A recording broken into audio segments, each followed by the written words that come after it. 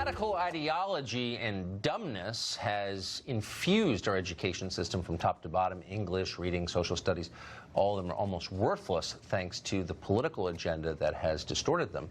But mathematics stands alone as a clean discipline. It's abstract, it's rational, it can't be political by definition.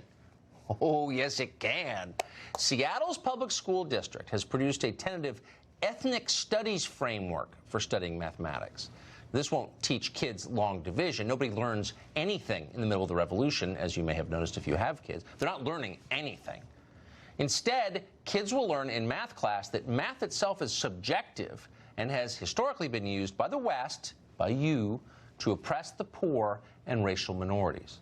Jason Rantz is a radio show host in Seattle, and he joins us tonight, I hope, to soothe our concerns and tell us this story's not real.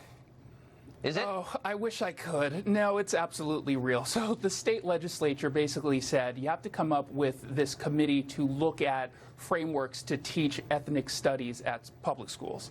And they went around the state. They spoke to folks about how they teach math. They've decided for some reason to look at math as an avenue to explore ethnic studies.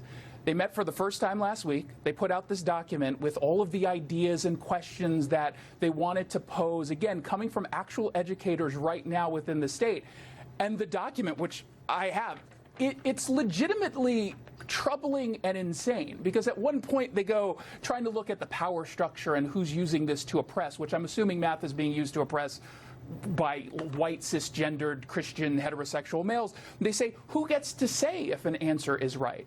Well, it's math. We know that, for example, 2 + 2 = 4, not 5. And if someone says 5 and you call them out, apparently, according to these guidelines, you might be oppressing that individual student. So why are people, I mean, this is French Revolution, assault on reality type stuff. Presumably, not presumably, I know for a fact because I've spent a lot of time there, there are a lot of normal people in Washington State, good people, not right-wingers, but just like normal people who believe in reality. Why are they putting up with this crap? Like, why isn't there just like a full-scale protest that demands anyone who supports this leave immediately? Seriously.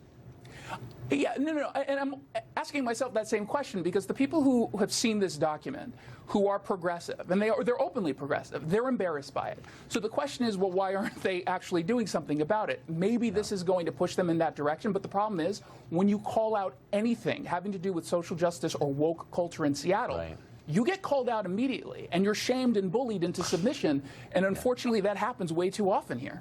There are very few brave people, and liberals can't say no. I mean, they can't, you know, people defecate on the sidewalk in front of their house, and they can't even, you know, it's like, well, I don't know, I can't do it. It's like, do you know what I mean? That's why liberal places are dirty and disorganized, despite, you know, the best intentions, always.